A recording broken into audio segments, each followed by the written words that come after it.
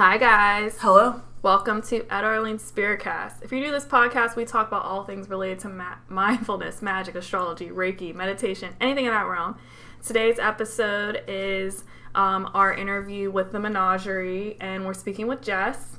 So if you haven't listened to the first episode of the season, we speak with her husband Patrick, and we talked about Druidism and other like witchy and occult things. He is very knowledgeable, as we said in that intro for that episode. He was a lot of fun. The interview is great, so definitely check out that episode. But you can listen to this one first since you're here. And our guest, her name is Jess. She is co-owner of the Menagerie. It's a magic shop in Pittsburgh. It's an awesome magic shop. She is, like, amazing.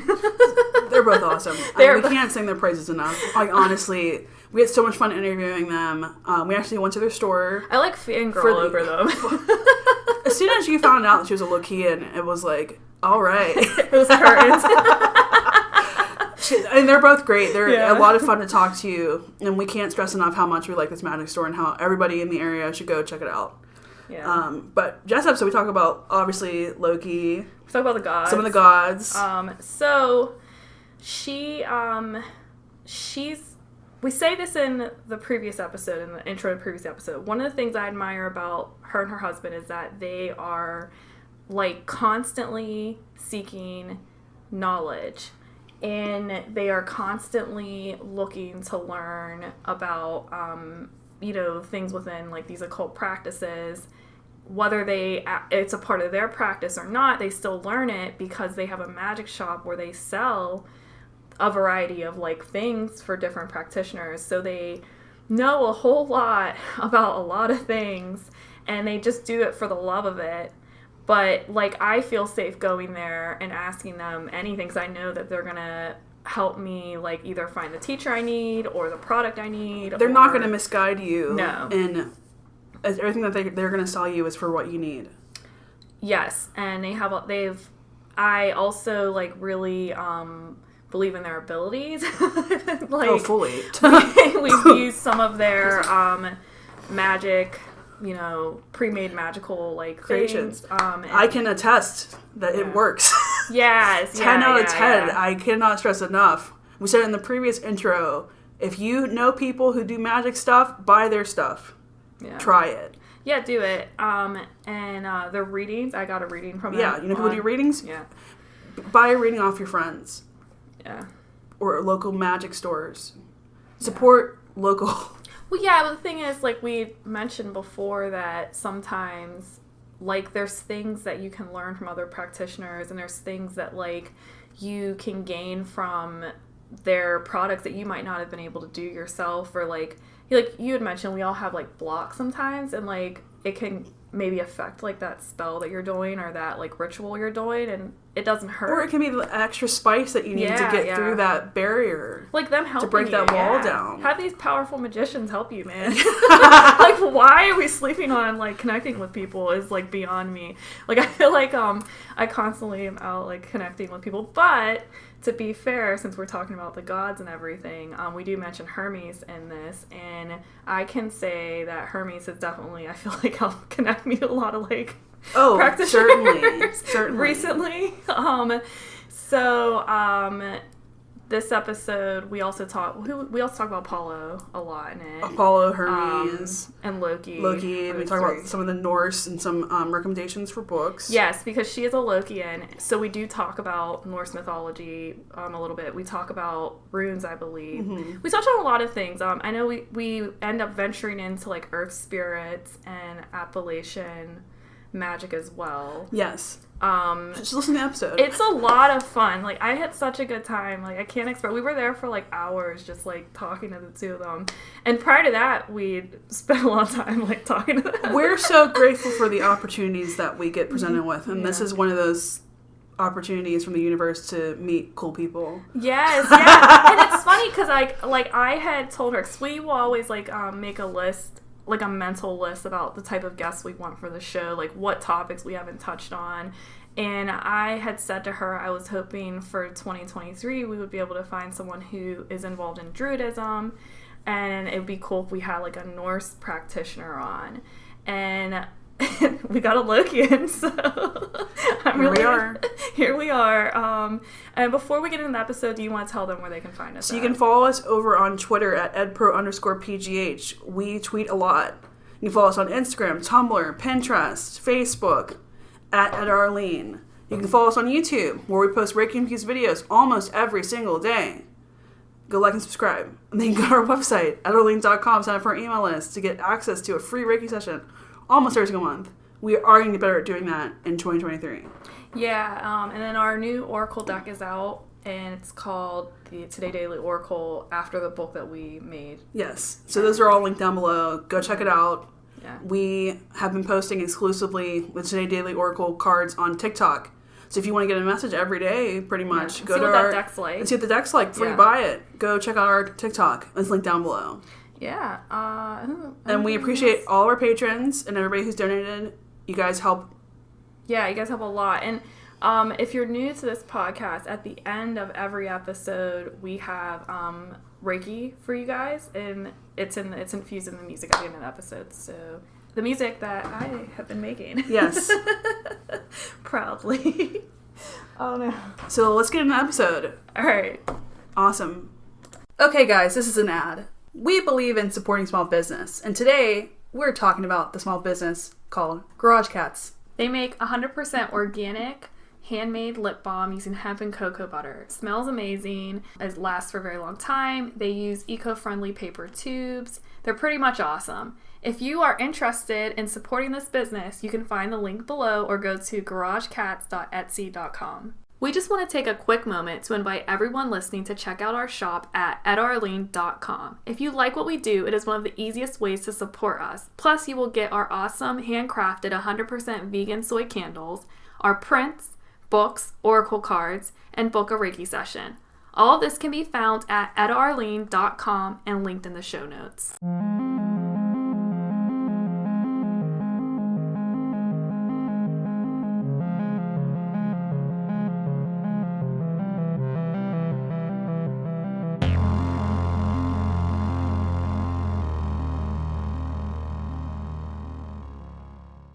Hi guys, we're back and we have our special guest today. Her name is Jess and she is co-owner of the awesome, amazing magic shop in Pittsburgh called the Menagerie. So do you want to introduce yourself? Yeah, I've been, I guess, on this journey for about 12 years now, steadily. I was always kind of the weird kid who liked to spend time outdoors making all sorts of weird stuff with plants and dead things, and I think it was just kind of a natural progression at the end of that. As you get older and come into your own, it's a lot easier to kind of shed the habits of your childhood and move on into something that actually fits for you. I have been a practicing Lokian for 6 years now. Sorry, I had to do the math. Yeah. 2020 kind of ruined my sense of time. Before that, I was mostly just a practicing folk practitioner, specializing in Appalachian folk magics because that's where I grew up. I've been basically all up and down the central East Coast my entire life, so that's just kind of where my roots lie. And 2020 happened. We started reevaluating what we wanted out of life, and that's when we decided to open the store. That's a great idea. Yeah. I was saying Patrick's gonna be like, you live in the dream. Right? Yeah. I get to be a professional witch. Yeah, that's awesome. I always think like our younger selves would be really proud to be who we are now. Right. I don't think my younger self had any idea that this is where it was going to go. I'm sure she'd be like, okay. It's like, oh, that's what we're doing now. Okay. Yeah. That's funny. Suddenly making ink out of pokeberries in the woods makes a lot more sense. So you said you started off with type of folk magic. So I'm curious, have you heard of like Pennsylvania Dutch Yes. magics. What is, do you, comparing the two? The Pennsylvania Dutch tradition tends to actually pull more from German folk magic. Okay. Because of the demographic in the kind of Pennsylvania Dutch community, it's mostly Germanic people. So what you're going to see is a lot of practices that you might find in, like, say, Bavaria. With Appalachian folk magic, it's actually a kind of conglomeration of the people that were here before us and the people that settled here. Okay. So what you'll see is a lot of Scotch-Irish, pulling in native practices. There will be African traditions as well because of, freed or escaped slaves that also made their home in the mountains. So you'll see a lot of that will have crossover. You'll see a lot of similarities between different practices, and different belief structures. Mostly because if you think about it, European settlers come, Native Americans are already there. And they're like, some dumb guy named John is trying to whistle at night, and they're like, no, we don't do that here. And they're like, why? You're gonna bring down the spirits on you. Don't do that here. And now all of a sudden that's like now part of the Appalachian tradition. Everyone's like, nope, we don't do that here. Wow. Oh, okay. Things like that, you can tell like where they have pulled from different communities, to kind of make this thing that is uniquely regionally their own. Oh wow, it's like American, magic system. Exactly. It's very representative of what America is, which is a melting pot of traditions and cultures. So I feel like most North American folk magic actually will kind of reflect that. Yeah, you'll be able to see where certain things come from different cultures. But then they've kind of become uniquely that region's part of that region's demographic. Okay. So you mentioned like North America. So would hoodoo be like South American magic, or hoodoo is a North American practice? It is specifically rooted in in African slave traditions. So a lot of it pulls from things that they brought with them from Africa, but had to kind of disguise in favor of not getting caught by their Christian slave-owning masters. So a lot of hoodoo tradition is rooted in that. It's why you see a lot of psalm usage and Bible verse usage. They're pulling from Christian traditions to make magic and make what they want happen, because it kept them alive.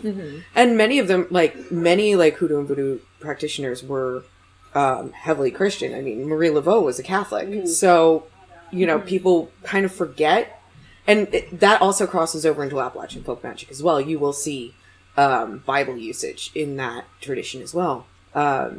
People kind of forget that you can have Christian faith and be a practitioner. And I think it's really unfair to some of the people out there that people will ignore that there are such things as Christian witches, because I've seen plenty of them on TikTok and YouTube and stuff, and they're Mama Sunfire, I believe, she's got a YouTube channel. She is fantastic, and she's a Christian. Yeah, we were kind of like talking about that, and in general, like, people will think if you're into witchcraft that you've completely shunned like Christianity or Islam or Judaism, like, the three big ones, your basic large religions, and that's very true in a lot of cases. And a lot of people have a lot of trauma built up around those belief structures because they're kind of really toxic. Maybe not in theory, but in practice. I mean, we've all seen like the crazy pastors on TV spouting their nonsense. So there is a very toxic element within those belief structures that a lot of people, especially the disenfranchised, the marginalized groups, are very uncomfortable with now. So what you see is them trying to separate themselves from that, almost to a point of like hatred. And it's like, I get it, but not. You got to make space for everybody if you want to have space for yourself too. Yeah, I love that. I believe that too. I think that like everybody's paths are valid for them, Yep. and it's not fair to like judge or put other people down with how they practice. Well, and it's like, a good rule of thumb is just don't be an asshole. Yeah. At the end of the day, like, even in the Christian Bible, like, the stuff Jesus was saying was basically, guys, can we just not be assholes? Like, go forth and don't be dicks. Literally. I mean, nobody listened, but he tried. Do you and love everybody. Be as kind as possible. Help your neighbor. Right? Like, these are all good things to live by. And I think people need to pay attention to that part a little bit more, and maybe not so much the Leviticus part. Yeah, oh my goodness. I think about that sometimes, like, how would, like, Jesus feel about Like, certain things. Jesus walking down the street today would be like, oh, God. He'd probably get attacked. Oh, my dad, what are you doing? He would literally be attacked by his followers. 100%. You'd have people going, like, oh, this hippie communist, and... He just turned water into wine. What is this? Dude, that's all he needs to do to get invited to my party. Like, seriously. This guy can be here anytime. He's all good vibes. He's all good vibes, and he makes free booze. I just pictured getting drunk with Jesus. He's like, I got it. I got it. That's so funny. Oh my goodness. Yeah, I think about that too. What would that be like? But I think it's true what you said. A lot of people have trauma around it, so then they like will distance themselves because of that. But like we were saying, like angels are present in many grimoires. You know, and I was reading a book that was saying Jesus, some people think he was a magician, that he was involved in magic, which I thought was kind of a cool take. I mean, he was definitely an alchemist. He turned water into wine. Like, let's just go there. Raised the dead. Like, this guy was working in some stuff. That's all I'm saying. We had a guest a while ago, and he said that Mother Mary, I think he said she studied in... Where? I can't remember. I just lost it. We'll take that out. Never mind. Cancel. Cancel but that. off the record, she allegedly studied somewhere in Africa, like Egypt area or something. Kemet, most likely. Bring it around. I mean, it could have been Kabbalah, too. Oh, yeah. And then that's how she taught him a lot of things. I wouldn't be surprised. In a lot of, like, ancient cultures, too, like, the magic was considered the women's place. Like, you see it in the Norse with the vulva, like, that was women's territory. And in fact, Loki's even mocked for using magic. It's seen as unmanly, which is really great, because in the Loki Sun, he's like, you guys want to, like, hate on me for using magic? What about Odin? He's shapeshifted into a woman, too. Like, how unmanly is that, But yeah, it's usually seen as the purview of women. You see it across Celtic, like the priestess was the important. You saw it in probably not so much in like ancient Rome and Greece, simply because it was incredibly patriarchal. But I think if you like went further back, you would see the predominance of the female deities and worship over the men. But then they kind of got Zeus banging everybody after a while, and the patriarchy took over. But you see in Egypt too, you see the women being very prevalent. You see it in Eastern traditions as well, among Hindu and traditions in China, traditions in Japan. You see like Amaterasu being a very prominent figure. You see like Green Tara, things like that. You do see that feminine divine being very important to their practice. Yeah, it's interesting how like women, like it's like we're really a part of spirituality. I mean, we're honoring our womb, like stuff like that, like life, and then all of a sudden it's like no, it's very trivial. I have like issues like in modern society with how like we treat like women's bodies, like how it's like debated in politics, right? But it's like crazy. How could that not be seen as sacred? And like you're not giving life. Yeah, or like concepts of like being chosen by like say God or something. Like, well, God has chosen a woman to birth, like as that portal. Right. So it's interesting to me, like how it could not, like, how it could be, like, the opposite that we see today. Exactly. And again, patriarchy. What can you do? Yeah. Since we brought up Loki, what led you to him? Like, how did... Yeah, I was going to ask that. You were, yeah. So, you know, I'd been on the alternative spirituality path for a while. And I was kind of looking at starting deity work, but I was kind of just didn't really know who, what, why, when, or where, or how. And I just started getting these very interesting signs. And I was like, this could be, like, this feels like, sounds like Loki. Like, I was doing some research, but I was like, nah. Like, nah, it's not Loki. It's fine. I would find stuff like dead spiders in my clean folded laundry that I had literally just folded and was getting ready to put away. And I'd have it on my bed and I'd be putting it away and there'd be like a dead spider. And I'm like... Was it like a big one? Yeah, I'm like, this feels like some Lokian bullshit right now. Like, like giant wolf spiders and stuff. I'm like, oh... Like, but I was like, no, maybe... I mean, but there's a lot of deities associated with spiders, so maybe not. And then I... About a week after the spider incident, I was sleeping, and I got yanked into astral, and he sets me on fire. And walks through the flames. Oh my goodness. And is like, do you hear me now?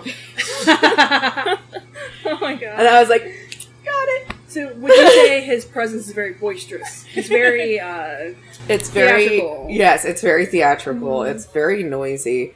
There was one time, this is in 2020, I was making chocolate chip cookies with my kids in the kitchen. And we had just finished getting, like, the cookies, like, panned up to put in the oven. And I hand them each, you know, a spoonful of cookie dough because, I'm not that person who's like, no. Here, have your raw cookie dough. I don't care. And the lights started flickering. And it was like he was throwing a temper tantrum because I didn't give him cookie dough. And I was like, I was going to give you the first cookie out of the oven when it was cooked.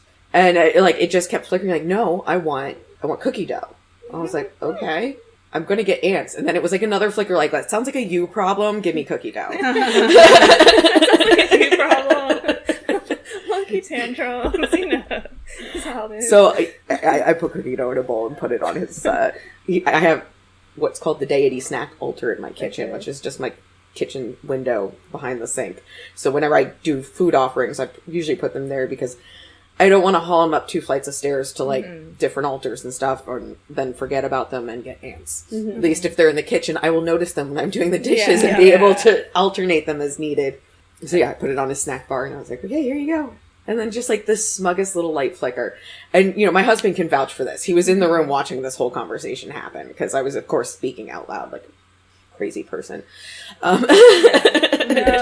Having a full one-sided conversation with the lights. But yeah, you know, it's always been that kind of energy when he's around. It's always, there's a lot of sarcasm. God, the times I've been to church, you know, with family or whatever for family events. Oh, good Lord. And it's just like, you can almost feel like the running monologue of everything, like judging everything the whole time. And you're just like, dude, it's fine. We can just be bored for an hour. It's okay. Yeah. Like, why are you here if you don't like it? Like, why are you here if you don't like it? You can go play outside. I don't know what to tell you. You got a lot to do, you know? That's so funny. It's like, but I think like he can make you feel better though when you're down. Oh, like, 100%. A way to like shake you out of that, like whatever it is. Yeah. Even if it's like a dark night that he might have caused. Right? He might have had a hand in it, but he's gonna actually help you get out of it too. Like that, and that's like very indicative of his lore too. Like it's always like, all right, so the Norse gods had to do the thing because Loki got bored and did a thing. But then Loki also fixed the thing. Yeah. Like you guys, like it's like Loki got bored and gave Mjolnir to a giant, and they're like, "Dude," and Giant's like, "Well, I got to marry Freya." And Loki's like, "Wait, I got this idea.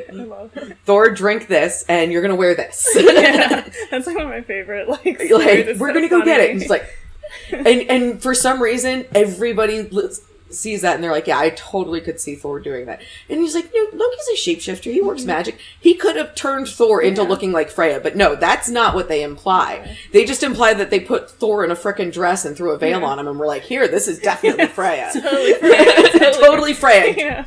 We're totally not lying. Just put this veil over your face. It's fine. It's fine.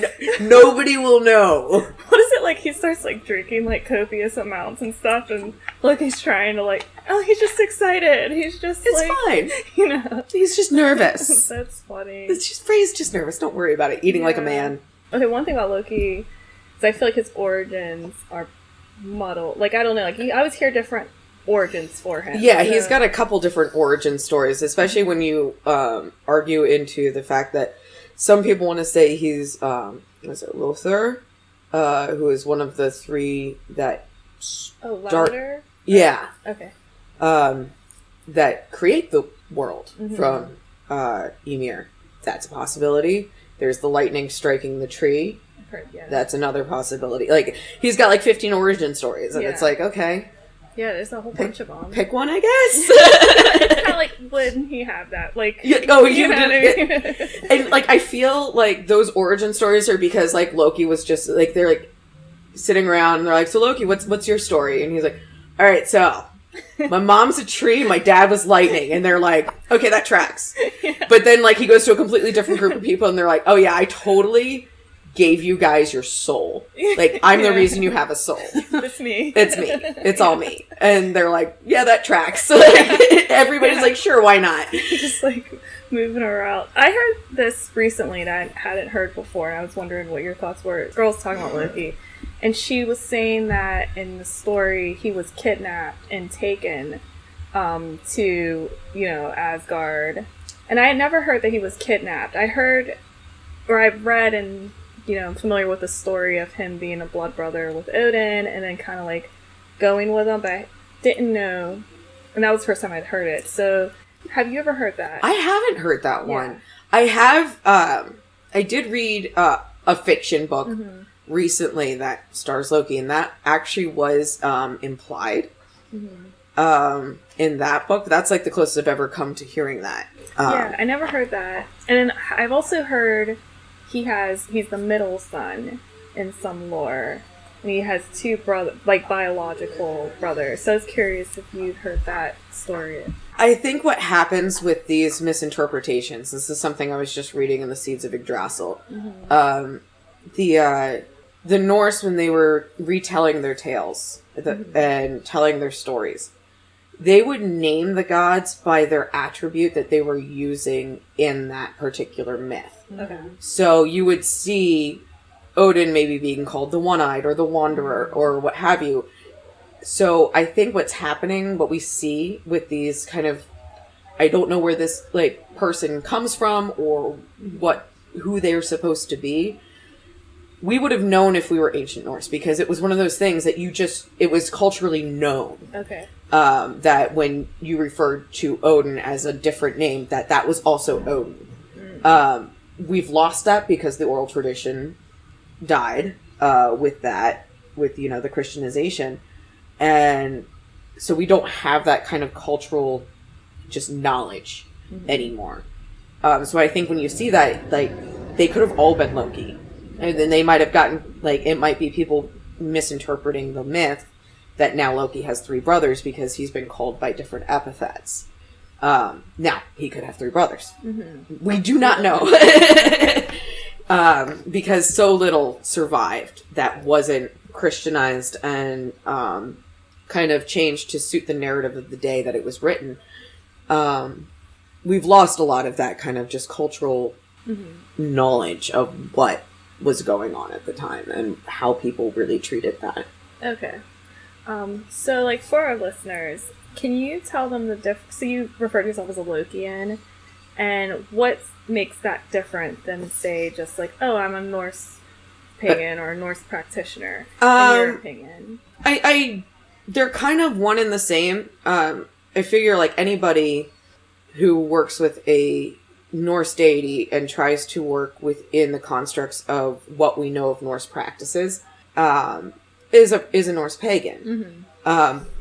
However, I'm particularly devoted to Loki. So it's kind of like with my husband, he follows the whole Celtic pantheon. He works within the Celtic belief structure. But on Morgan is his girl. Like, that's the one that's his top girl. So, like, where I would not be uncomfortable with working with Odin or Freya or Scotty or any of them, Loki's the one that I'm particularly devoted to and work with very closely. Okay, cool. So it's gained a lot of popularity over out on the internet. I don't know, in general. Yeah, there's a lot. Couple years. I mean, probably have Tom Hiddleston to thank for that. Yeah. Let's face it. Let's be honest. I was going to say something. That might be silly, but do you think his likeness is honoring Loki well? I think Tom Hiddleston did a really good job, and he really did his research. Okay. To kind of embody not just the comic book version of Loki, but to actually, like, take that lore to heart and utilize it. But I think there's also an influx of people. One of the Lokian groups I'm in on Facebook, somebody once put up something that's like, to be a Loki, like, Lokians, it's probably somebody on the LGBTQ spectrum, maybe with a little bit of autism or ADHD. You know, like, it's an ADHD rainbow wearing, member of the community, and I'm like, that kind of tracks with most of the people I know who work with Loki. Like that. There's like an energy, yeah. That's funny. Because he does, I think, like, Loki, like, I don't know, like, you feel like you're accepted, or, like, I don't, like, it's like, you're not perfect and it's okay in certain regards. Not, LGBT is perfect. Just be clear. I don't want anybody to get confused by that, what I'm saying. No confusion. But it's like, how you are is fine. Yeah, that's what I'm trying to How articulate. you are is perfect the way you are. Yeah. And I think there's a lot of people in that community that need that validation because their families rejected them, their friends have rejected them, their church has rejected them. And here's Loki going like, dude, I think you're fine. Now that other person over there, they're a dick. yeah, like you're fine. Like, you're and it, like, kind of, if you feel like an outsider, he can make you step into your own power and realize that there is strength in being who you are, period. And I think with him also being a shapeshifter, people who are, like, say, transgender or gender fluid really kind of latch on to that because they can relate to that, like, wanting to kind of shapeshift. So I think that actually comforts them as well. So now, does he show himself as Lady Loki to you ever? Sometimes, but he's usually mostly just like this weird, scrawny, like, kind of remind me of some of the guys I was friends with in college who were just like weird, scrawny hippies that would always just show up with like a bag of chips and like holes in their pants, and you're like, dude, what are you doing? Like, why are you here? When did you get in here? Yeah. And they've been there for 3 days, and you're like, how did I not notice this? It's so funny to me. Like, I only had one incident with the Lady Loki, where somebody had mentioned you have a lot of like male like energy and a lot of like spirits around. Like, well, they're kind of like queer. They're not necessarily like male like all the way or whatever. Right. But Loki's like there during the conversation. They don't know that, but he's like there, and he like goes, I mean, I can be Lady Loki if it'll make you feel really better. Like, if that's what we want. And I just kind of was like, I just kind of like let it go because I felt like he was just like, this is irrelevant. Like, why are we talking about this? It's irrelevant. Yeah. Like, most of the time, it's like, if I even get a physical form, most of the time it's just like a shit ton of energy, and you're just like, dude, stop and give me back my Doritos. Yeah. But I feel like he has a serious side. Very much so. I know we've called on him in a couple ritual situations that required some heavy lifting. And, I mean, yes, Loki is kind, he can be fun, he can be kinetic and energetic. He's also the world ender. He is also responsible for Ragnarok. If you've seen Worldbreaker Loki, you know what I'm talking about. It's terrifying. Yeah. I kind of had like a little, like, what it's all fun and games, but then it's like, we need to get to business, like why I'm like here or whatever, and then I'm like, okay. Like, yeah, when he gets serious, you're like, I'm sorry. Yeah, you're like, I didn't mean like that, I thought. Yeah, when you've been slacking on your studies and he just shows up and is like, we're doing this. Yeah. But, like I said, we've called him on him in some ritual situations as well, and he has showed up as World Breaker, and my husband's seen him, and he's just like, only more terrifying thing than Loki as World Breaker was my queen with Sekhmet in panther form winding through her legs. And I'm like, oh my gosh. Yeah, that was a fun day. Did you experience that? Were you there whenever? Yeah. Okay. Oh my. Yeah, I mean, I think sometimes, like, the rise in Loki's popularity, because there's other gods that kind of have that energy that people are drawn to right now. And I can't help but wonder if it's because there's a desire to change the world. Perhaps. Within Norse mythology, like, Ragnarok wasn't the end. No. It was just the end of a cycle and the start of a new one. Mm-hmm. And I think what we're seeing, I mean, look around the world today, like, it's a clusterfuck. Oh, yeah. So we might be experiencing a world-breaking situation where things need to be broken and rebuilt. Mm-hmm. And, kind of wipe the slate a little bit. I believe 100% that's what we're dealing with. So it makes it surprises me 0% to be seeing a rise of these kind of more, you're seeing a rise of chthonic deities, you're seeing a rise of war deities, you're seeing a rise of chaos deities. Mm-hmm. Because that's what we're experiencing. One of our candle maker, he's always like, he's been saying for a couple years now, is like, the soft, fluffy deities had their chance. Like, it's time for the big girls club to come in. And I love that. The big yeah, we're gonna use that. Like the big really girls club has signed on, and now they're gonna fix shit. Yeah, that's so interesting. I mean, because some people, I don't know, like they'll poo like, oh, of course you work with this, and there's a reason for everything. Like, it's not right. I don't know. I think there's a major reason why they're all stepping forward. Like, right. Fully. Mm-hmm. Well, and, especially with, like, being a Lokian, like, you're not welcome in a lot of the Norse spaces. Mm-hmm. People try to be like, well, there's no evidence that he was ever worshipped. And I'm like, well, there's no evidence that, like, half of them were ever, like, worshipped the way you guys think it is. Yeah. I always call it, like, the brosatru. Yeah. Yeah. Who all, like, or, like, Thor looks like Chris Hemsworth and, beefy men is what Vikings are. For some reason, there's this group of friends that we have, and we're all together, and we decide to start, doing whatever. Thor likes to, like, come around, and I don't know if it's because we're, like, eating a lot, and then we start eating a lot, which is funny. We feast. Yeah, we feast. Like, we'll be like, and then all of a sudden, everybody's eating and drinking too much. Oh, yeah, no, definitely. That is exactly how it goes. I'm like, I'll pull the rune, I'm like, guys, it's City size again. And then we're like, here we go. It's kind of like big golden retriever energy, but like the golden retriever that just got into the trash can. Yeah. I don't know if it's like one of us in the group that he's just particularly attached to, or if it's just the group. But it is like almost a guarantee now, like we're together. And it's gotten to the point now where we'll just, because I have a Norse deck, and I have like my runes and stuff, and like, I'll pull it, and it'll be Thor's card, or it'll be, and then we'll just get continued. Like, my friend has tarot, and he'll pull out the tarot that, like, corresponds to him, and I'm like, okay, so now we've gotten used to it, so we, like, affectionately call him Big Daddy Thor.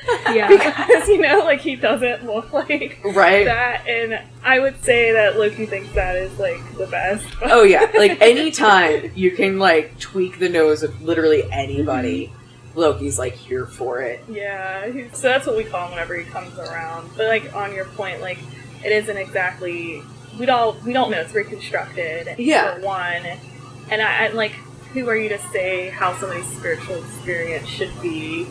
Yeah, aren't those groups of people utilizing the Norse pantheon in a negative way? Yeah, there's a lot of groups that do that. And anytime I hear somebody go, like, I'm an Odinist, I'm like, oh, you're going to go over there now. Like, we're not talking anymore. Yeah, I, like, am learning that, like, certain words, I was telling her, like, if you open a book, there's certain words. Yeah, there's some keywords that you're just like, nope. Yeah, I had that issue recently, because I don't talk about liking the runes and stuff like, this is the first time on the podcast I'm speaking about it, and about Loki, and you're the first, like, person I've met.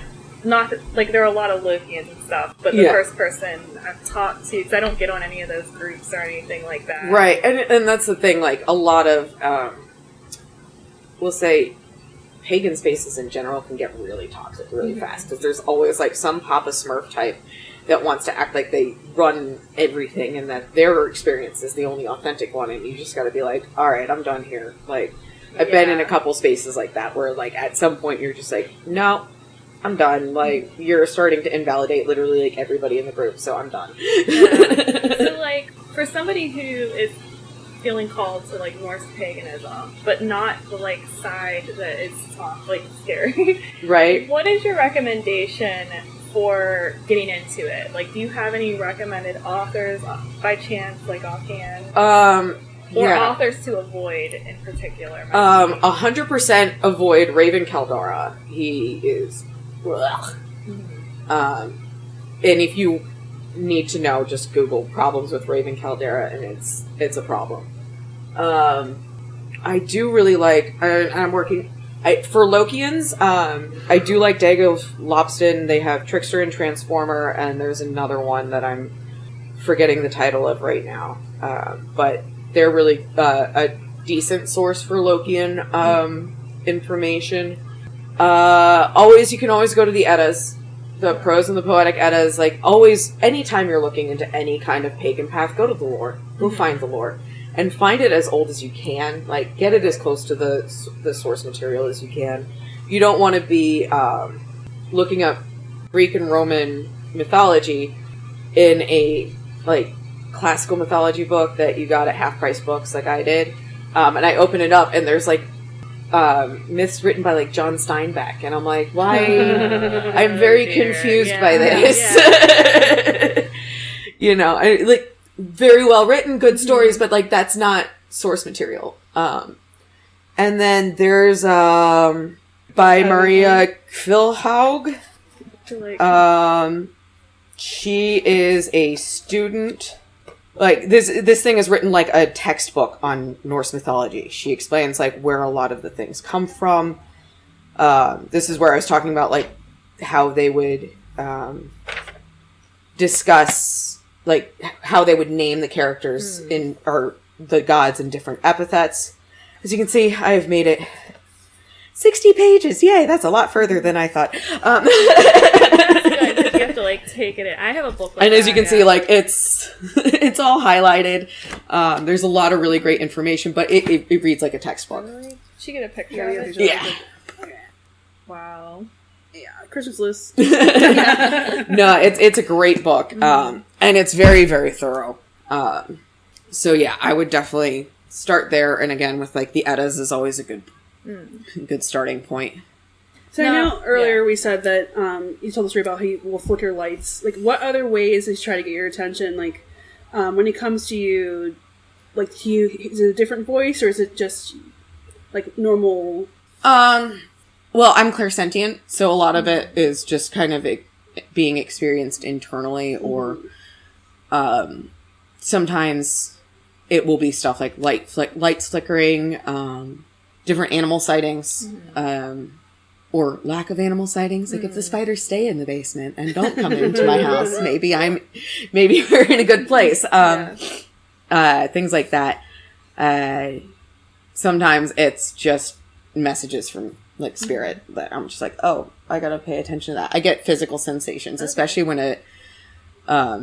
there's deity energy around. It usually just resolves in, like, pressure right on the top of my head. And that's when I kind of know I need to start paying attention to what's going on. Like, somebody's trying to get my attention. Okay.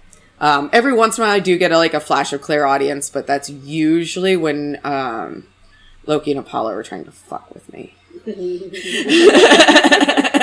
can't handle that. On Apollo. Yeah, let's talk about Apollo, because I feel like he'll be disappointed in me if I don't. Like, you talk about him, but not me. You're talking about Loki and Apollo. Yeah. I will say, like, the trio that I have going on, like the Hermes, The party gang. The party gang. They take their turns being divas.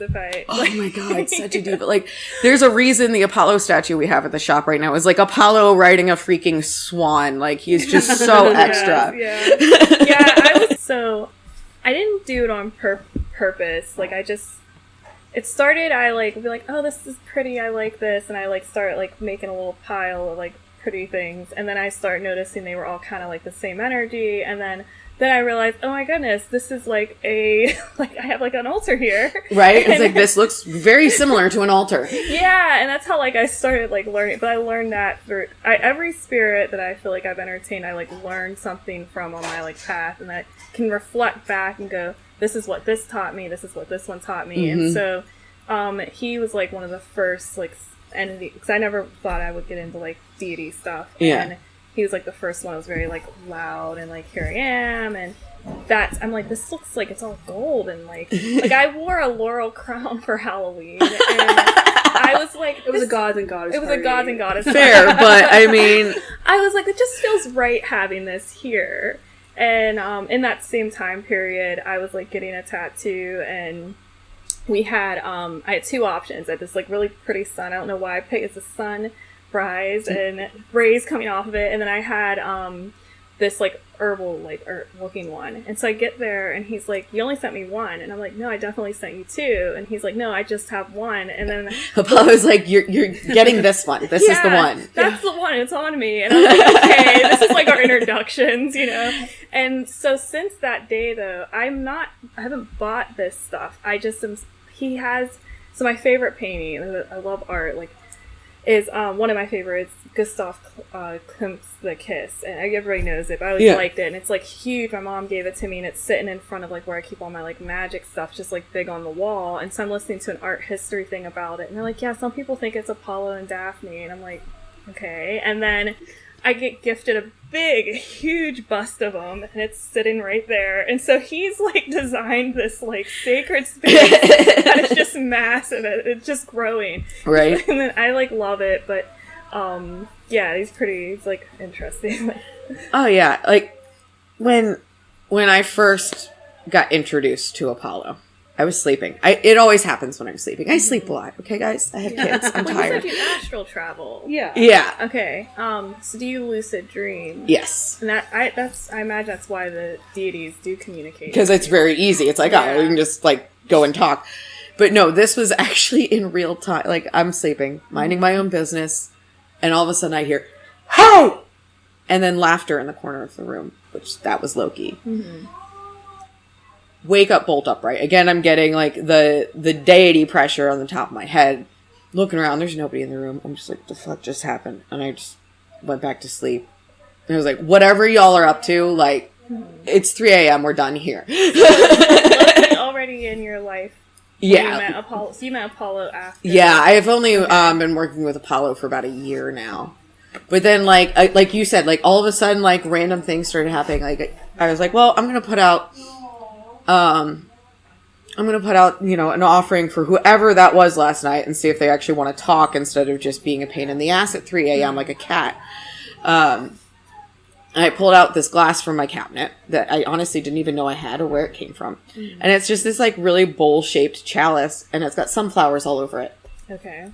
Yeah. And it's just a glass, clear glass, but it's got sunflowers patterned all around it. I'm okay, this is a little sus, but we're just going to go put it over there. Oh my gosh. It's going on the snack bar. He's I want this chalice, in my dream space. And he's you're gonna get that. You're gonna get this. And I'm okay, whatever. And so, then, yeah, I'm whatever. I'm not buying. I don't know what you're referring to. I don't know where I'll find this. And so my grandmother, our grandparents had passed away around this time period, and we're going through her estate, and then sitting down in the basement is this thing I had a dream of that he was mine. And literally in a basement. Yeah. And it has laurel leaves down the bottom, and it's gold, and it has you're oh my god. And I was okay, I got it. Okay, understood. Yeah. And my father-in-law gifted me for Christmas. It was I think it was his mother's. And it's this giant amber necklace in a it's this big amber pendant.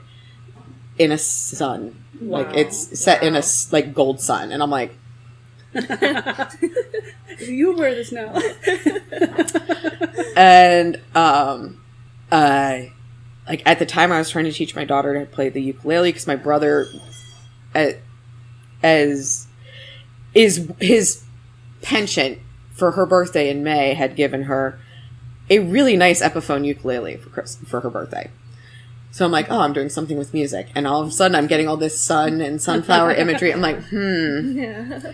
And my friend, one of my friends who lives across the state, also works with Apollo. So I was like, all right, I'm gonna lay out some things for you, and you're gonna tell me if this tracks. Yeah, that's so cool. I love hearing these stories, because I like whenever there's like this synchronicity, like there's a similarity, like in that. But You had a chalice, like you can't get over I really can't either. He is legit a chalice, and I have it, and it's there. It's on, yeah. And he's happy, I guess, with that. Yeah, and now I have the chalice at the house, and then I have a Totoro coffee mug that I got at the Asian market in the North Hills, and I was just like there, and it's one of these nice. It has a lid on it. I was like, oh, this is perfect for like taking to the store. I can put the lid on it, and I don't knock it over or whatever. And now that we share that when I have coffee or tea, it's like, all right, Apollo, come share with me. It's got an orange Totoro on it, and we're just going to be that extra today. It's showing you how easy it is to work with deities, and you can integrate it into your normal life. It doesn't have to necessarily be so ceremonial. Yeah. Depending on the deity. But. Depending on the deity, because like my husband is far more ceremonial with his practice and his offerings than I am. But I work with a raccoon. He works with, a lady raven goddess. So, I mean, So funny. pretty sure if like raccoons existed in Scandinavia, that would be the animal for Loki. Yeah. Like, He picks his stuff, I feel like, too. He'll be Yeah. like, I kind of want this. 100% Trash Panda is I the can't vibe. stop laughing at that. She had a lady raven goddess. I work with a raccoon. Fierce. So, I think Apollo, though, is particular about, so, like, purification, like, he wants things kind of clean, I've noticed. Yeah, he gets really kind of grumpy when I don't dust. Yeah, that's why, like, I have to, like, clean up his thing, and, like, the lots and the alphabet oracles Mm-hmm. I'm learning, it's, like, the Delphi thing with him, just, like, quick terms, but, So wait, okay, this is a side note. Yeah. So Lokians and Apollonians, is that what you call it, all have thirst for knowledge? It seems like apparently you we do as well, like Yeah. severely. Like, Yeah, I that's- think curiosity is like Yeah. 100% necessary when working with them. Yeah. Uh, I think Apollo is, I think the knowledge falls under... yeah, 100% does. I mean, he's also in charge of all the muses, so literally anything that's artistic. Yeah. Sciences. Okay, I'm sorry, I had to. I'm like this huge book. I'm like, here's my 600 page of stuff. Like your magic store, you have a beautiful bookcase full of books. I'm like, Yeah, you What do. the heck? And you're very knowledgeable in a lot. Yes. That's one thing I admire, like, speaking with you the past couple times. Like, you just know a lot. And you're very, like, grounded, and you just, I don't know, like, we're talking to you, and you'll say things that we're like, whoa, like, inside. And you're just, speaking like, to you and your husband. yeah, it's both like, of you are like that. Like, you just will have, like, these facts, and then, excuse me. like, it's, like, really nice. You know, it's really nice. I mean, like, it's awesome. You guys are both amazing. Like, I don't know, but you'll say it very nonchalantly, like, oh yeah, and this, and then me and her are like, oh my god, like, in our heads, we're like, whoa. One of our friends is like, at one point, because I was helping her put together a ritual, and I was like, oh, hey, we didn't have something that she needed. And I was like, well, why don't you try subbing in Whorehound for that? Because they have similar properties. I think this might work. She's like, the turnaround for the spell, she does it very regularly, was usually around 3 months. And it dropped it down to 2. And after that, she was like, you are the knower of things now. So she'd bring friends in and be like, this is Jess, she's the knower of things. And I'm like, can you please stop giving me expectations to live up to? I feel that, though. Like, I feel that that with you. Like, Yeah, like if I for had sure. any kind of like question, I feel like I would just beeline it to your husband. So I was like, saying, hey guys. in Patrick's podcast, I was Yeah. like, if anybody has any questions in the Pittsburgh area, come to Menagerie. Or like you know somebody who will be really good at it. Yeah, like if so I you, don't know it, I know somebody who does, or I know a book you can find it in. Or And it's like really refreshing, especially in like the metaphysical communities and like the metaphysical stores. And nobody does that. Yeah. Well, and I think a lot of people get kind of hung up in their own ego, or Yes. and maybe not even necessarily their own ego, but necessarily thinking that if they don't have the answer, people are going to think they're complete and total frauds. Just because I don't know everything doesn't mean I'm a fraud. It means I don't know everything because I'm a human being that is still learning like fucking everybody else. So if I don't know, I'll help you find somebody who does. Yeah, it's pretty cool. Like, I remember we were talking the last time we were here.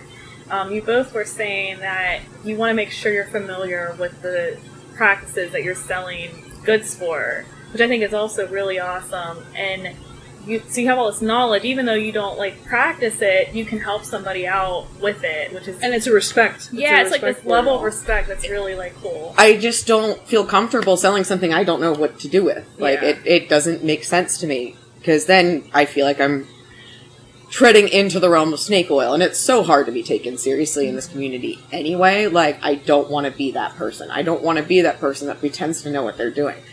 Everything I do is researched.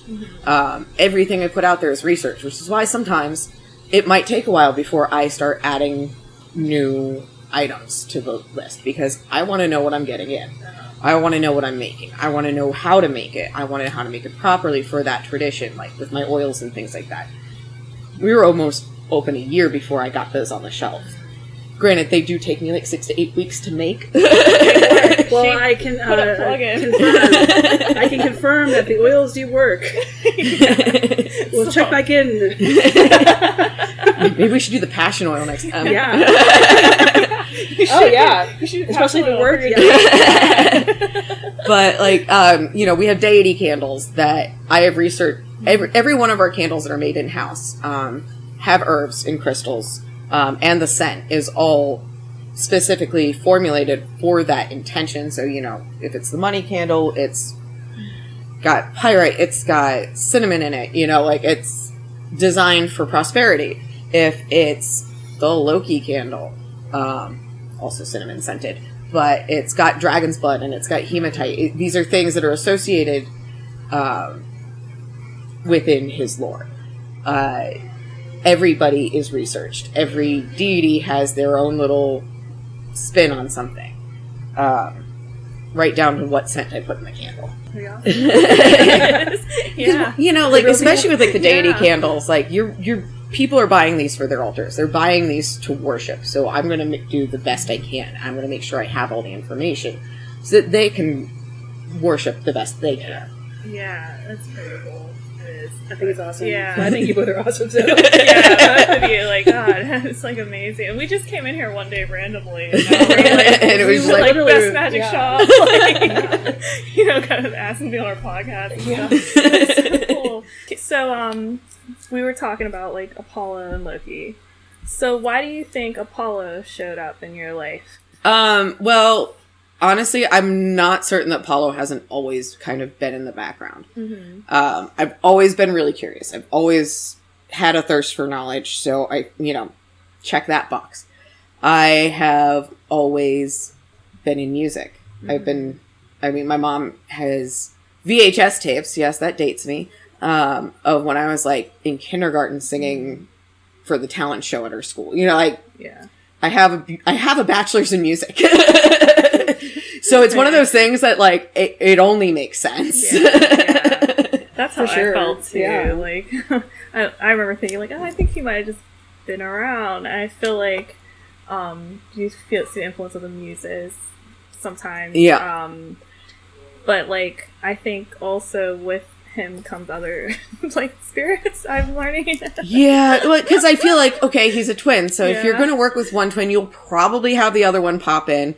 And I do feel like Artemis does pop in once in a while, but not to like necessarily actively work, just be like, is my brother behaving? I like that dynamic a lot. I think it's really There's interesting. definitely like big Yeah. sis energy. Yeah. She's like, this guy right here. Yeah. And I like the like in lore, like one thing I admire about him is he is very protective of those he loves. Very. And that does include practitioners, which I think is like if you there's different stories of him helping them out and stuff. Yeah. So I don't know, it's a cool thing about Apollo. But right? I feel like Hermes is known to come around. Like we talked about him before. Yeah. And again, because there's a lot of back and forth between Apollo and Hermes, like yeah, which makes the sense. the liar and the cattle, like I was just listening to him actually, and I was telling her, I was like, it's funny on its own. Like, you don't have, like, all these modern renditions of some of these things. Like, this, you can just listen to it or read it straight out and, like, crack up. Like, it's so, like, funny. Hermes got bored and just decided to steal a herd of cows from Apollo, and Apollo's like, what the fuck, dude? Yeah. He looks like a baby. Right? And he's like, I'm so cute! Yeah. Here's an instrument! And Apollo's like, alright, fine. Yeah. It's a sweet instrument. There's one part where he's like, why are you bothering me still? And Apollo's like, I know you took this from me. Like, why are you still here? Yeah. I love you. Yeah. God damn it. So, like, I feel like I'm getting that, like, influence. So I'm like, great, I have another trickster. Like, right. They're but they're different, and sometimes. Well, and I think especially with Hermes' job as a psychopomp, he does take things a little like seriously in a different way than like Loki necessarily would. Yeah, I like learned from that. I'm like Hermes is very new, but he's connecting me with a lot of people. And to the point where one of his practitioners, who has my same name, I met her. Yeah, this story is wild. It's so... yeah, I'll tell you. I don't know if I told you this story before. So I started doing Apollo's divination stuff, and I found out that Hermes is involved in it as well, because, like, if you need a quick divination with the lots, you'd ask Hermes. Mm-hmm. Yeah, he gives information, and then Apollo would want more ceremony. So that's one thing he takes very seriously, is how you do your oracle. And like, yeah, so I try to make sure I'm like... Gets real mad when I'm just like, here's my deck and I'm going to sit on the floor. Yeah. Yeah, like, he's like, oh, come on now, like, this is ridiculous. But like, so I like was reading about him, and I started having like weird Hermes, like pop in, I'm like, I think it might be Hermes, and then pop out, and like, I'll get like all this information. I'm learning now that's how he kind of rolls. He'll be like, here's information, gotta go. Info dump, bye. Yeah, and that's how his like practitioner. So I'm like, go to Renaissance Fair, and because I like wanted to be an elf, and I mean, I love going to Run Fair. We go every year. Yeah, I was very passionate. Next year, I'm really taking it up a notch. But like, I'm like, I didn't want to wear a corset this year. Yeah, like too hot. I had like a summer goes on, but like, I like redid it, and I have like Tool now, and Nice. Mega Elf. I want to have like hand out flowers and like. It's always extra. Yeah, okay. that's how our group is. But yeah, so we walk by, and I'm like, I want to get a reading. Yeah, I'm like, I want to get a reading. I'm like, I just feel like I need to get a reading right now. And our friends are like, why? And I'm like, I don't know. I just feel like I want to get this reading. And so I go in. There's like a raven sitting next to her and stuff, and she's like, okay, I'm seeing you are learning something new, and then there's two, and you're really focused on the one, but it looks like you need to switch to the other one. And she's like, do you know what this is about? And I'm like, well, yeah, I've been doing like the runes like really intense, like, but I'm also trying to learn the alphabet. So it's like two different alphabets, but I'm trying to learn the other one. She's like, well, it looks like, you know, you need to like focus on one a little bit more than the other right now. And she was like, I'm thinking it might be the alphabet. And then we start talking. She's like, what is this alphabet you're talking about? And I go, oh, well, it's like the lots and everything. And then she's like, no way. She's like, I do that too. You're the first person I met who's like doing that. And I'm like, yeah, it's really weird. And I was like, yeah, it's strange. She's like, this is kind of different, but like Hermes, are you? I'm like, oh my god. I was like, yeah, Hermes has been coming around. And she's like, no, he definitely wants you to like work on this. Do this thing yeah, here. And I need to take your phone number. And like, we're going to talk about this. Yeah. And so like we exchange numbers, and turns out she has like a BA in like Greek studies and stuff. Oh, cool. And she's like really what a useful useful resource too. Yeah. But she's just like Hermes. She gives me info. It's like info dump. Bye. This is away. And we're supposed to do like study together once a week at some point, probably like. But I felt like he's like connecting me like with people who like, even like you were kind of weird because like Loki and Apollo, and right. was just like, hey, look. See, I'm making you friends, guys. Yeah. It's like you're in hermit mode. You like to stay home and just like read your books and draw pictures. But that's kind of me too. Yeah. I do my cross stitch. Yeah, like I feel like he like is forcing me to be like social. Like here's another example. So tomorrow, I like, and I know it's Hermes, you know, because it's loud about it. But I had woke up yesterday. It was yesterday. I woke up and I had this like notification on my phone, and it goes, "You have 2 chats for you in this like group that I don't partake in at all. It's like a witch group that I don't actively engage in this at all." I'm like, who's trying to like talk to me? And so I like click it open, and it's an invitation to 2 chat rooms, and one is Loki's and one is Hermes. And it was sent at 4:20, by the way. Of course it was. Of course it was. So I'm like, what in the world? And then Hermes says now at the bottom, like it's like another thing was sent. And I'm like, okay, well this is a Hermes day. And I feel like Loki's like, do it. Like, do it. We should do it at 4:20. Yeah, like a hype man or something. Right. And like, so I'm like, okay, it's gonna be Hermes day. So all day I'm like, I listen to his like hymn, or his like, what is it, the Homeric hymn, and I was just kind of learning. Is what I'm in learning phase. So, then later that evening, my best friend's like, hey, like, what are you doing on Sunday? And I go, probably, my sister's turning 21, and we're taking her out. So I said, I'm going to be nursing a hangover. And he goes, well, I was wondering if you want to go see Hades Town with me. And I'm like, what? He says, Hermes, like, the main character in it. And I thought, like, I had to invite you. And he said, it's crazy. I got these tickets for free, and it's front row. And I was like...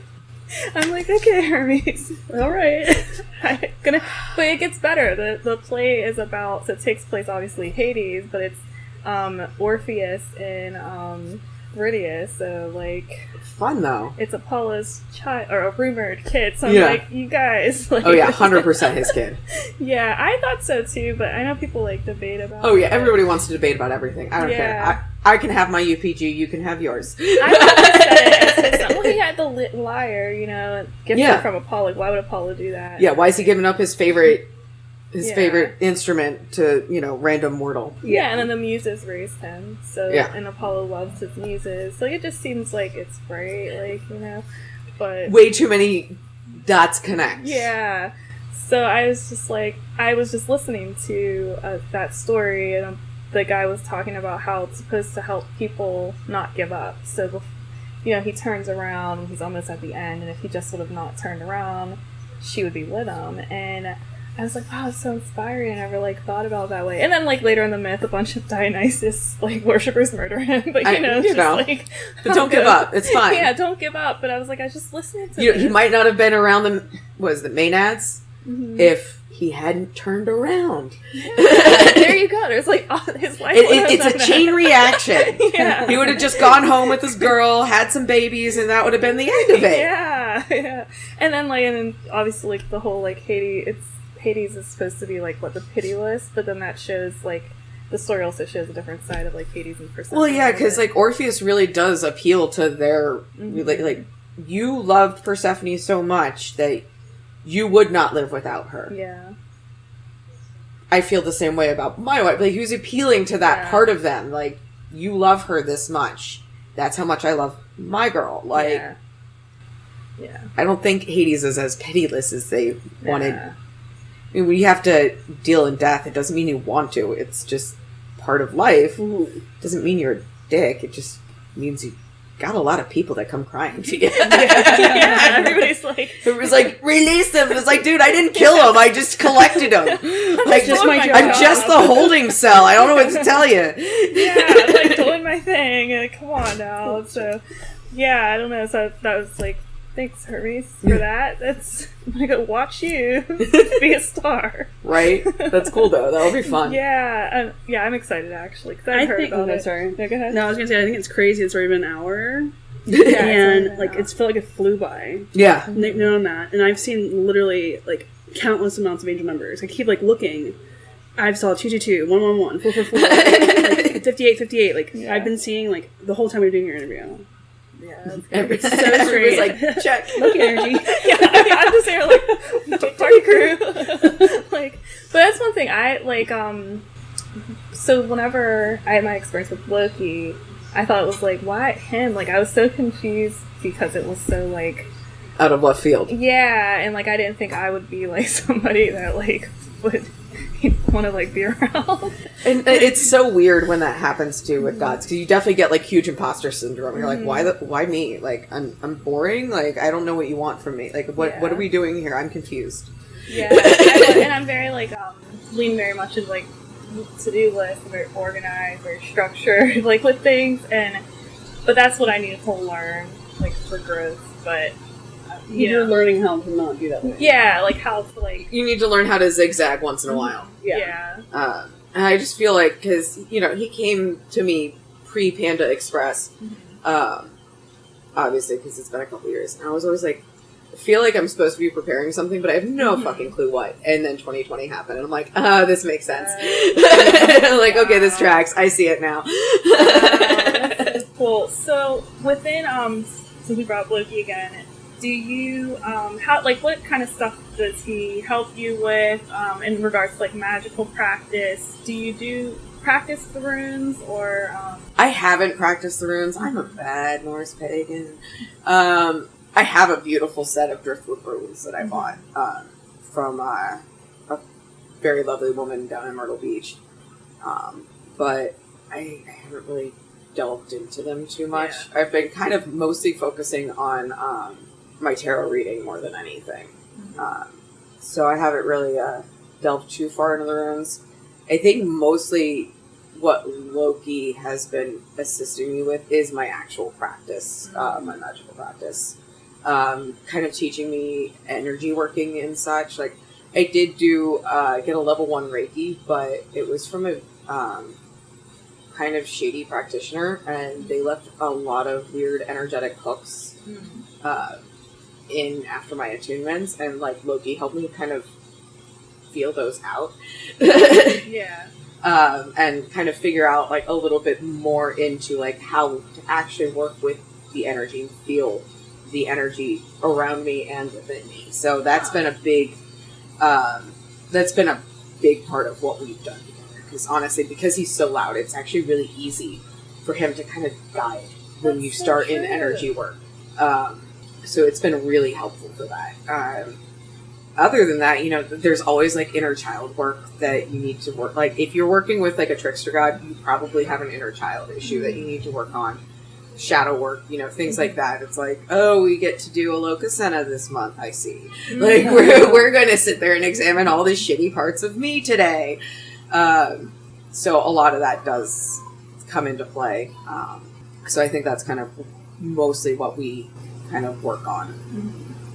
Yeah, I can see that. I really resonate when you said that he's so loud. I think that he helped me understand my, Claire stuff a little bit better because I could tell it was him versus other things. Because his energy is so unique. It's just okay, I know that's Loki here today, right now. I've never been confused if Loki's He'll remind you if you are confused. You'll have whenever I was getting into it was Loki everywhere.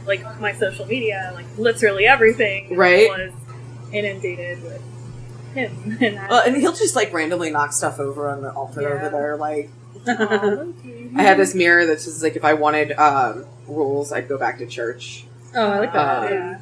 I'm on a mirror, and it's that thing falls down all the time. Usually when I'm getting a little too dogmatic, he's yo. That's so cool. And I love this, the Be More Loki book that I got. I got that at a comic book store in the kids section. But it reads like an oracle deck. It's insane. Huh. So, I will literally just use a random number generator and then flip to the page. I love that. Yeah, I did too. I kind of just picked it up as a joke, and it's definitely Marvel-based. But you'll just crack open the book and it'll be tell people what they want to hear. And then I'll have a quote from the movie. I ask one thing in return, a front seat to watch Earth burn. Oh my god. And it's talking about in, I think Ragnarok? No, Dark World. Where he's trying to tell the Dark Elf, I'm here because I just want to watch the world burn. I just want a front row seat. Yeah. To eventually later, stab him in the back. But he knew that would be the thing that would trigger the Dark Elf into allowing him to stay long enough to betray him. So tell people what they want to hear at this moment so that you have time to get your plan in order. Mm-hmm. So it's kind of neat how it just kind of reads like really an oracle deck. Yeah. That's really cool. It's also very, because we're talking to like the public and he's like, tell them what they want to hear. Tell them what they want to hear. Yeah. It's kind of fun. Okay. Yeah, like to take you on a journey. And yeah. Like, oh, this is what that was. But that's so cool. It's the same girl that I was telling you about who had mentioned her, him being like kidnapped and stuff. She was talking about how like like what I mentioned before, that he really helps people who feel like they're not supposed to be somewhere, or like there's something like wrong with you, or something that isn't society doesn't accept it. Yeah. And he'll help you like kind of get comfortable in your own skin, which I think is really like cool. A cool aspect of. Yeah, definitely.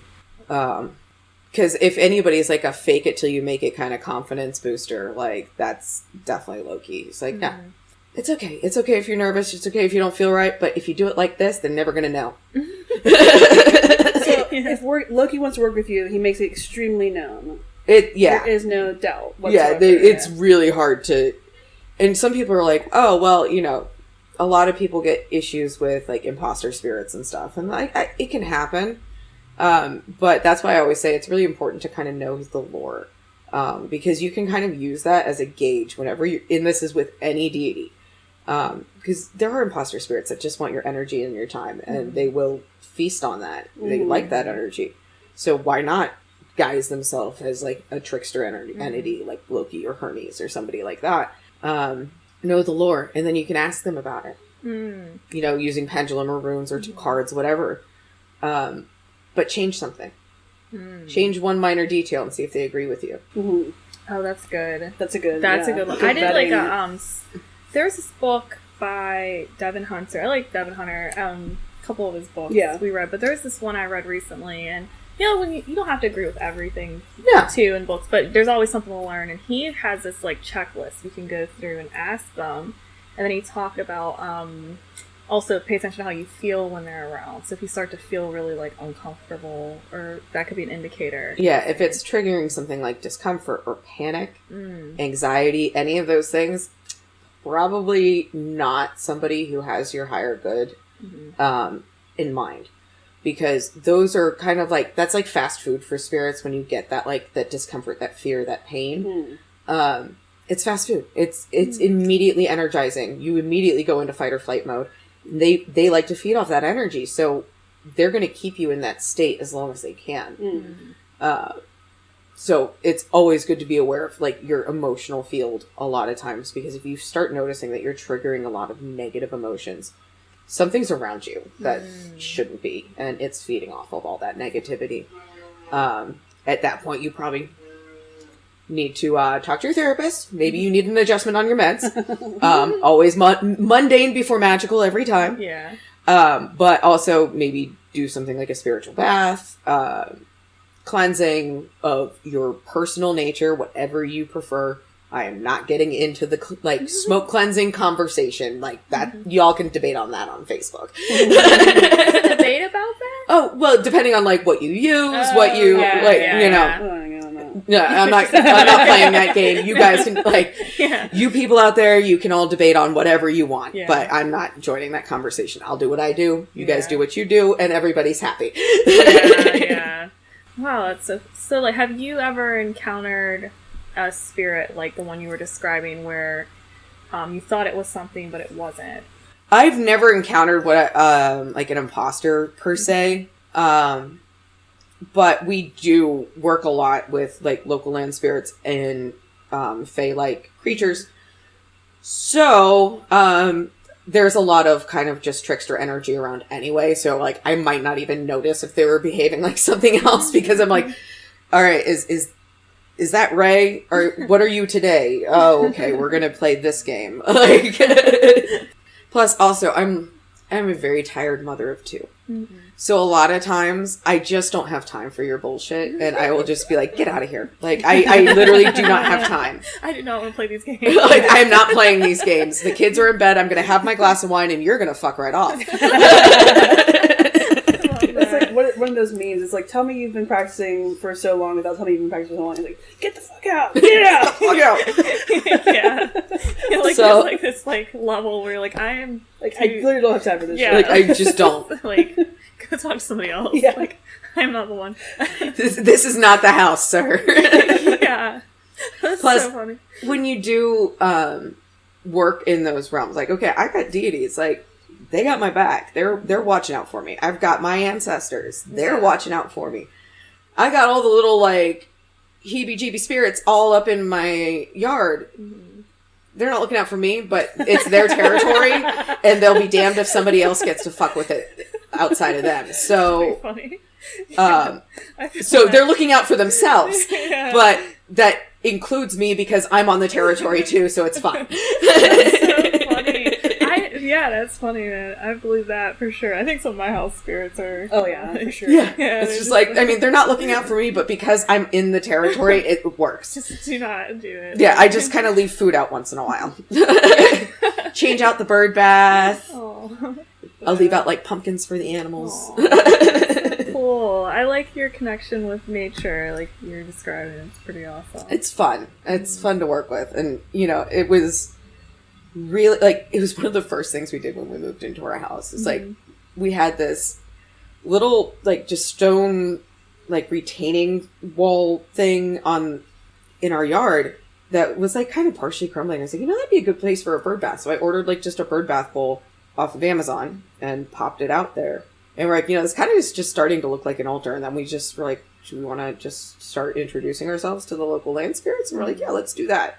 And we opened a portal for the Aishi as well in that area. So now it's just like, this is the Fae place. This is where they're allowed to come and go. We've got like a super highway going through our yard, and we're like, and occasionally we just put food out. If we ever sell, like, I'm sorry, y'all. Let me see the super highway. I'm sorry. Not sorry. That's phenomenal. like that's so funny. Like, Yeah. it's like this is how it is. Yeah, you know, like, and I'm so, and speaking of working with like the Fae and the land spirits and stuff, you know, I am always the advocate of like, people are like, man, I keep losing this, or I lost this like 3 days ago. And I'm always like, did you ask for it back? Yeah. And I'm just like, just say like, hey, can I really need the thing. Can I have the thing back, please? And it usually reappears somewhere very strange, but it reappears. Or somewhere you've looked 100 times. But I always forget to do that for myself. Like, I'll lose something for like 2 weeks and be like, I can't find it. Pat's like, did you ask for it back? I'm like, shit. And then it just shows up. And then it shows up. Like, perfect example last week. We were going to make mashed potatoes with one of our meals. So I was like, I got heavy cream because I was feeling a little extra and I wanted heavy cream in my potatoes.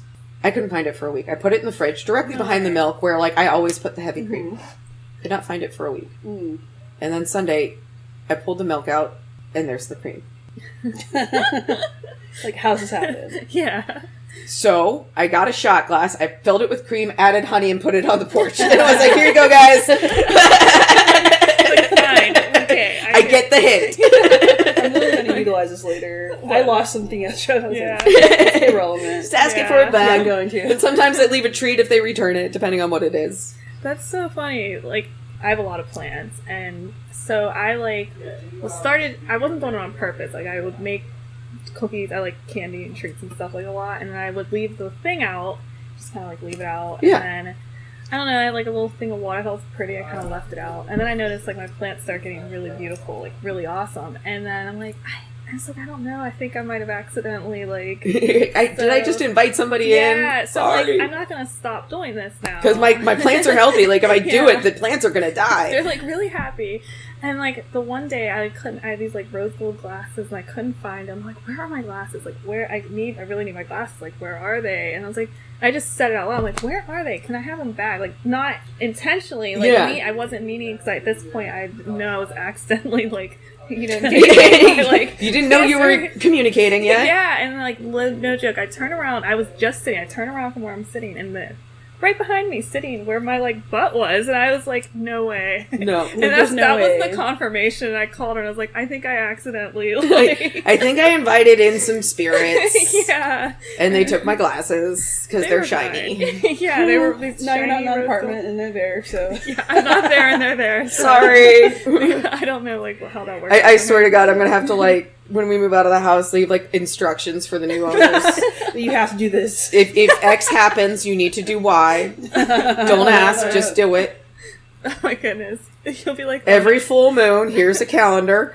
You need to go and put out some bread and some honey.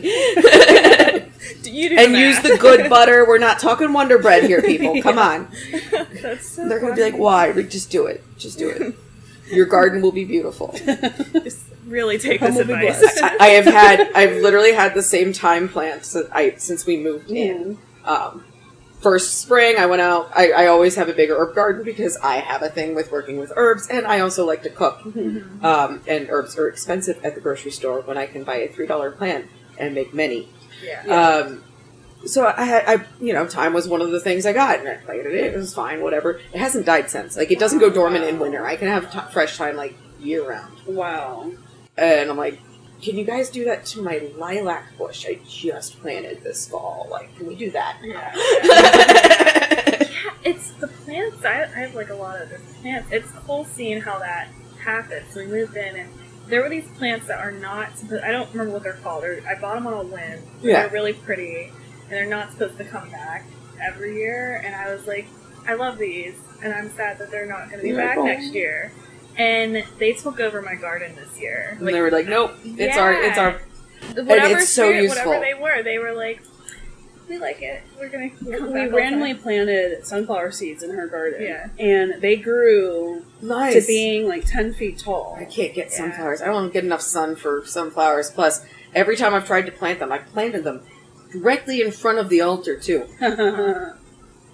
Freaking squirrels just, like, dug them up. Oh. Like, I came out the next day and, like, the entire place I had just planted was just torn up. I was That's like, so frustrating.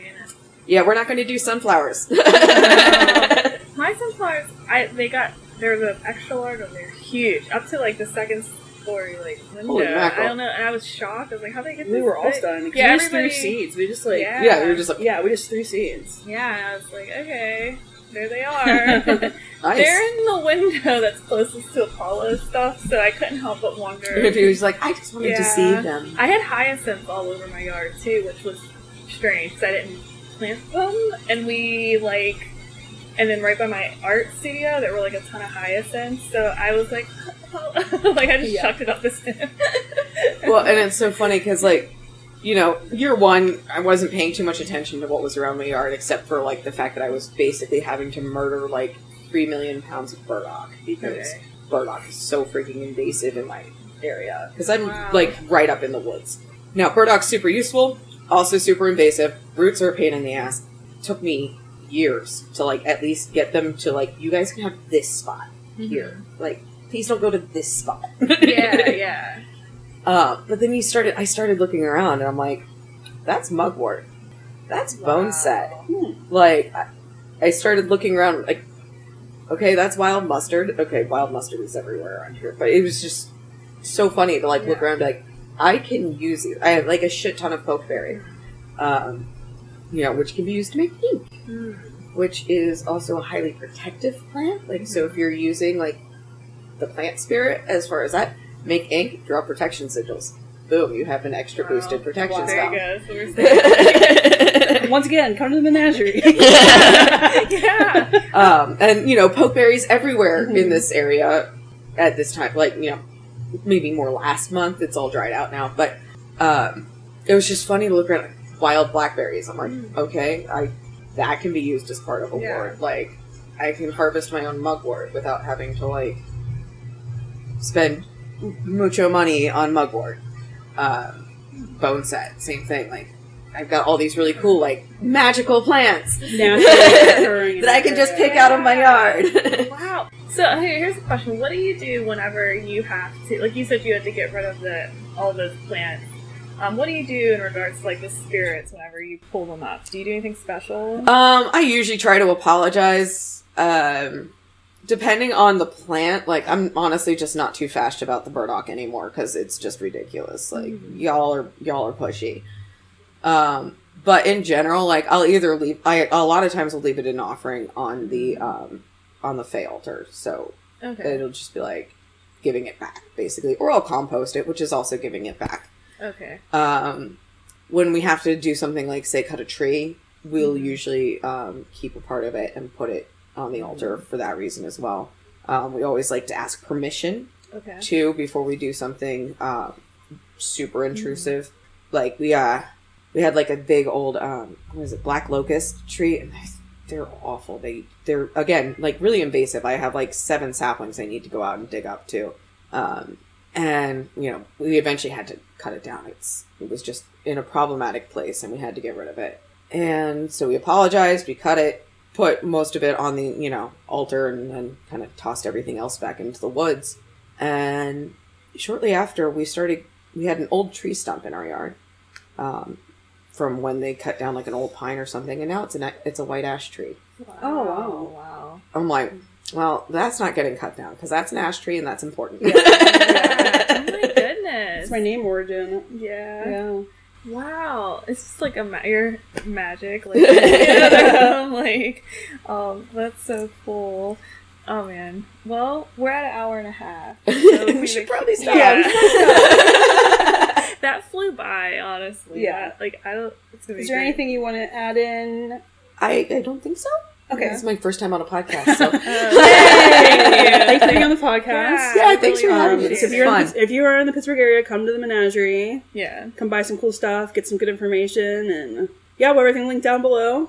We really appreciate it. Thank you for taking the time out. Yeah. Thanks for having me. This is great. We'll definitely have you back on again. Yeah. If you and your husband are phenomenal storytellers. Oh, Yeah. thank you. Like, I'm just listening, like, oh my goodness. So Wow. yeah, so look forward to that, listeners. Okay.